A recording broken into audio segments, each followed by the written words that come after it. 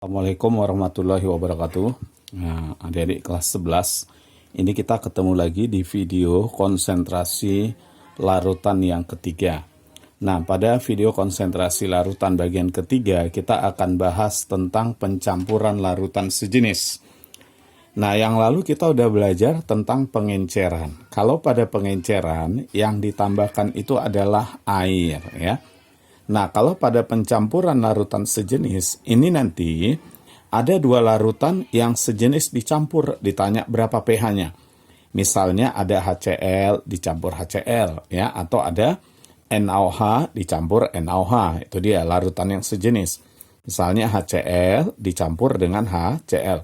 Kalau ada larutan sejenis dicampur, dia tidak akan bereaksi, tapi akan terbentuk satu larutan HCl yang baru, di mana molarnya ini berada di antara molar kedua ini.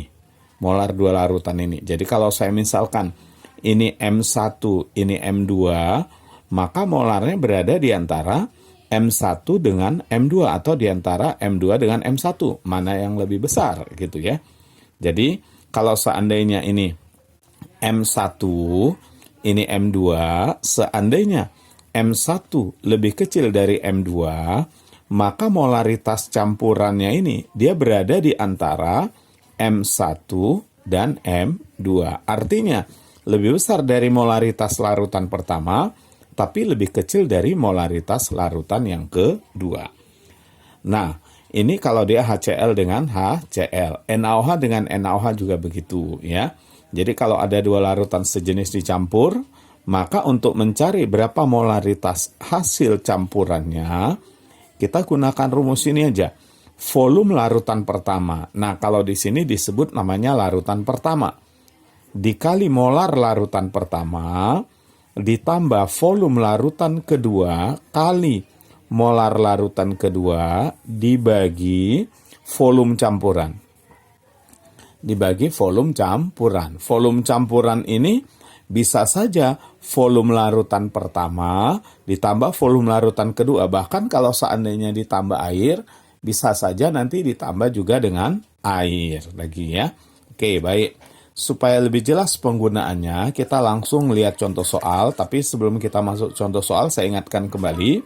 V1 ini adalah volume larutan pertama, M1 molar larutan pertama. V2 volume larutan kedua, M2 molar larutan kedua. Baik, sekarang kita lihat contoh soal yang pertama ya. Ini soal yang pertama. Nah, ke dalam 200 ml larutan NaOH 0,5 molar. Ya, jadi awalnya ada 200 ml larutan NaOH 0,5 molar. Ke dalamnya dimasukkan 300 ml larutan NaOH yang 0,4 molar. Kita lihat, yang dicampur NaOH dengan NaOH. Kalau pada pengenceran, yang dimasukkan itu air. Nah, ini sama-sama larutan NaOH. Yang ditanya, berapa molaritas NaOH yang terbentuk?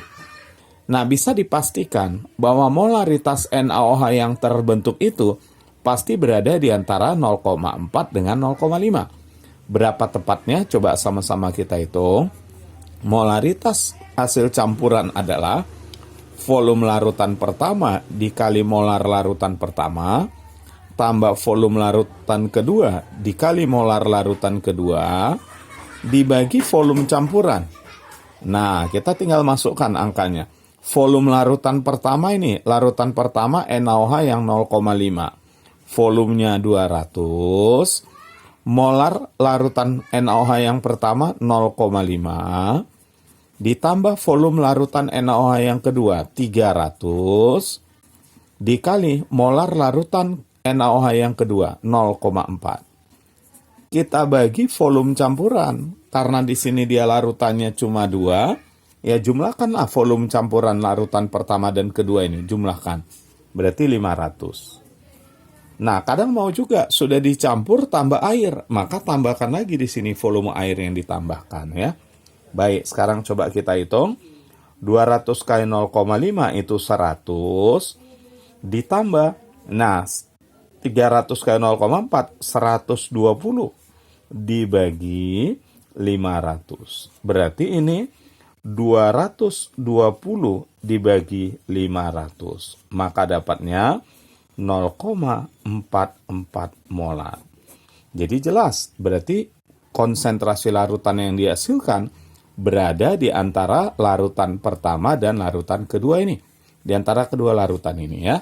Oke, baik. Sekarang coba kita lihat contoh soal yang kedua. Ya. Nah, pada soal yang kedua, sebanyak 250 ml larutan CaCl2 yang 0,25 molar dimasukkan ke dalam 400 ml larutan AlCl3 yang 0,2 molar. Nah, jika ke dalam campuran tersebut ditambah lagi air 250 ml, berapa konsentrasi ion klorida di dalamnya? Jadi di sini yang kita permasalahkan adalah konsentrasi ion klorida. Nah, untuk itu kita harus cari berapa konsentrasi ion klorida pada larutan pertama dan berapa konsentrasi ion klorida larutan kedua. Larutan pertama yang 0,25 molar ini CaCl2. Ion kloridanya berapa? Itu nanti kita perlu tahu ya. Nah, di larutan kedua yang 0,2 molar ini AlCl3, ion kloridanya berapa? Nah, itu kita hitung sama-sama nanti. Jadi langsung kita masukkan ke rumus konsentrasi ion klorida dalam campuran. Nah, rumusnya kita modifikasi jadi gini. Sama dengan volume larutan pertama dikali konsentrasi ion klorida pada larutan pertama. Ditambah volume larutan kedua dikali konsentrasi ion klorida dalam larutan kedua, baru kita bagi dengan volume campuran. Nah, masukkan ya. Volume larutan pertama 250. Masuk 250. Ion klorida dalam larutan pertama berapa? Nah, di dalam larutan pertama, CaCl2-nya 0,25. Ion kloridanya berapa? Gini aja, 0,25. Kita kali saja dengan indeks ion klorida di sini. Ion Cl di sini indeksnya 2. Nah, kali 2. Itu. Ya, sama dengan volume larutan kedua, ditambah volume larutan kedua, 400. Dikali konsentrasi ion klorida pada larutan kedua. Nah, kalau 0,2 ini AlCl3. Cl-nya saja berapa? 0,2 kita kali 3. Nah, baru kita bagi dengan volume campuran. Volume campuran adalah volume larutan pertama 250, kemudian ditambah 400, lalu tambah air lagi, ditambah lagi air 250, ditambah lagi air 250. Jadi kalau kita hitung ini 900, karena ini sudah 650 tambah air. Nah, jadi 900. Oke, sekarang coba kita hitung ya. 250 kali 0,25 kali 2. Gini aja, 0,25 kali 2 itu 0,5. Kali 250, 125. Tambah 400 kali 0,2 itu 80. Ya, 80 kali 3, 240. 240. Dibagi volume campurannya. Volume campurannya tadi 250 tambah 400 tambah 250. 900. 900 ya. Nah, berarti ini bisa kita dapatkan 365 dibagi 900. Nah, itulah dia kemolarannya. Itulah kemolarannya. Oke ya. Nah, berikutnya kita lihat soal yang ketiga. Jadi adik-adik di sini perlu kalian ingat bahwa yang dipermasalahkan itu konsentrasi Cl-nya ya. Nah, sekarang kita lihat soal yang ketiga. Soal yang ketiga pertanyaannya, berapakah volume larutan natrium sulfat? Kalau tadi kita hanya mencari konsentrasi, sekarang kita disuruh mencari volume.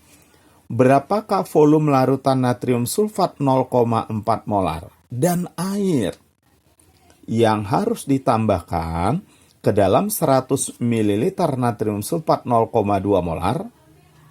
Nah, untuk membuat larutan 500 ml natrium sulfat 0,16 molar.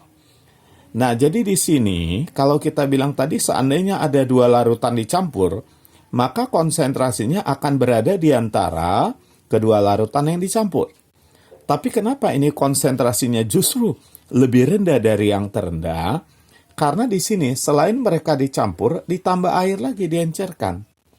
Nah, kita lihat logikanya aja. Pertanyaannya berapa volume natrium sulfat dan air? Ya, yang harus dimasukkan ke dalam 100 ml natrium sulfat 0,2 molar supaya tercipta 500. Berarti kesimpulannya di sini volume natrium sulfat dengan air yang ditambahkan itu harus 400. Tapi kita disuruh cari berapa volume masing-masing. Ini berapa volumenya, ini berapa volumenya. Yang pasti total mereka adalah 400 karena dijumlahkan jadi 500 volume campurannya. Baik. Jadi caranya kita cari dulu berapa volume natrium sulfat. Terakhir baru kita cari berapa volume air. Pakai rumus. Molaritas hasil campuran sama dengan volume larutan pertama kali molar larutan pertama ditambah volume larutan kedua kali molar larutan kedua dibagi volume campuran. Nah, volume larutan pertama, molaritas yang mau dibuat dulu kita lihat ya. Yang mau dibuat adalah 0,16. Tulis 0,16. Kemudian, volume larutan pertama, itu yang kita mau cari. V1 kita mau cari. Molar larutan pertama adalah 0,4. Volume larutan kedua 100. Nah, molar larutan kedua 0,2.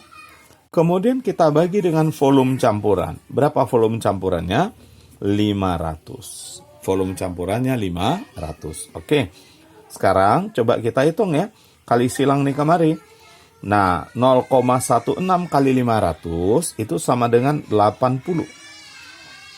80 ya. Ini kita kali silang 80. Sama dengan 0,4 V1 ditambah 20. Nah, tambah 20 kan gitu ya. Berarti 0,4 V1 sama dengan 80 dikurang 20. 80 dikurang 20. 60. Berarti V1 adalah 60 dibagi 0,4. Ini dapatnya 150 ml. Berarti kesimpulannya, volume natrium sulfat yang 0,4 molar ini adalah sebanyak 150 ml. Lalu airnya berapa? Ingat, natrium sulfat yang 0,4 molar dan air ini totalnya harus 400. Dari mana tahu 400? Karena volume ini 100, setelah mereka dicampur 3-3 jadi 500. Kalau gitu airnya 100 kurang 150, maka dapatnya 250 ml. Oke, itu soal yang ketiga. Baik, kita lanjut soal yang keempat. Ya, soal yang keempat, ini dia. Ya. Nah, soal yang keempat begini. Sebanyak ke dalam 400 ml larutan asam sulfat 0,2 molar. Dimasukkan 200 ml asam sulfat HCl 0,1 molar. Pertanyaannya, tentukan konsentrasi ion H+ dalam campurannya. Nah, jadi kalau mereka berdua ini dicampur, sama-sama ada H+-nya kan? Nah, yang ditanya berapa konsentrasi H+ dalam campurannya. Berikutnya, yang ditanya berapa volume air yang harus ditambahkan supaya konsentrasi H+-nya jadi 0,1. Baik, kita cari dulu yang A, berapa konsentrasi H+ akibat pencampuran kedua larutan ini. Maka kita gunakan rumusnya, konsentrasi H+ campuran adalah volume larutan pertama dikali konsentrasi H plus pada larutan pertama, kan itu, ditambah volume larutan kedua, kali konsentrasi H plus dalam larutan kedua, dibagi volume campuran. Dah, kita tinggal masukkan. Volume larutan pertama 400. Nah, H plus pada larutan pertama yang 0,2 ini H2SO4. H plus tentu 0,2 kali 2. Nah, ada 2 H plusnya kan? 0,2 kali 2. Berarti langsung aja saya tulis 0,4. Udah tahu caranya ya? Nah, V2 volume larutan kedua 200. Nah, kali H plus pada larutan kedua kan cuma 1 di sini. 0,1 kali 1. 0,1 dibagi volume campuran. Volume campuran, nah di sini nggak ada ditambah air. Berarti keduanya dijumlahkan 600. Oke, sekarang coba kita hitung. Ini adalah 160. 160. Nah, kemudian ini 20. Tambah 20. Dibagi 600. Berarti kesimpulannya 180 dibagi 600, 0,3 molar. Nah, berarti sekarang ada 600 ml suatu larutan dengan konsentrasi H plus sebesar 0,3 molar. Nah, jadi ini molarnya, maka jawaban yang A 0,3. Berarti sekarang gini, ada 600 ml yang di dalamnya terdapat atau mengandung H plus sebanyak 0,3 molar. Nah, inilah dia sekarang. Sekarang kita coba jawab yang B. Udah tahu kita jawabannya 0,3. Yang B pertanyaannya, berapa volume air yang harus ditambahkan ke dalam campuran larutan yang 600 ml ini supaya konsentrasi ion hidrogen atau H plus di dalamnya jadi 0,1. Nah, tadi sebelum diencerkan, sebelum ditambah air ini, berarti sebelum diencerkan, H plusnya 0,3. Kita tambah air supaya jadi 0,1. Nah, dari 0,3 jadi 0,1, berarti kan turun berapa kali ini? Atau bisa dikatakan ini sepertiga dari sini kan? Nah, 0,1 itu sepertiga dari 0,3. Karena konsentrasinya sepertiga dari mula-mula, ya konsentrasinya sepertiga dari sebelum diencerkan, maka bisa dipastikan volumenya pasti 3 kali dari sini. Berarti volumenya 3 kali dari sini, berarti jadi 1.800. Kalau volumenya jadi 1.800, berarti volume air yang bertambah itu adalah 1.200. Atau bisa kita pakai rumus, volume larutan sebelum diencerkan dikali konsentrasi H plus sebelum diencerkan sama dengan volume larutan sesudah diencerkan kali H plus sesudah diencerkan. Sebelum diencerkan 600. Nah, 600 ya. H plus sebelum diencerkan ini 0,3. Nah, volume setelah diencerkan kita mau cari.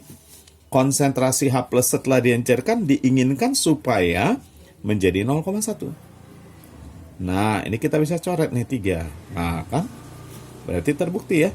Berarti volume setelah diencerkan adalah 1.800. Kalau gitu berapa volume air? Volume air tentu 1.800 dikurang 600. 1.200 ml. Nah, ini adik-adik video konsentrasi larutan bagian yang ketiga. Nanti pada video konsentrasi larutan bagian keempat, kita akan mempelajari bagaimana cara mengubah dari satuan yang satu menjadi satuan yang lain. Contoh dari molar menjadi molal atau dari fraksi mol menjadi molal. Nah, itu kita bahas nanti di video bagian yang keempat. Oke, baik adik-adik. Nah, jangan lupa diklik tombol like, kemudian subscribe dan share. Tujuannya supaya channel ini bisa berkembang, kemudian membantu siswa SMA yang lain. Jadi kan ini channel saya ini Budiono Yaman menjadi sarana belajar kalian di rumah. Terima kasih atas perhatiannya. Assalamualaikum warahmatullahi wabarakatuh.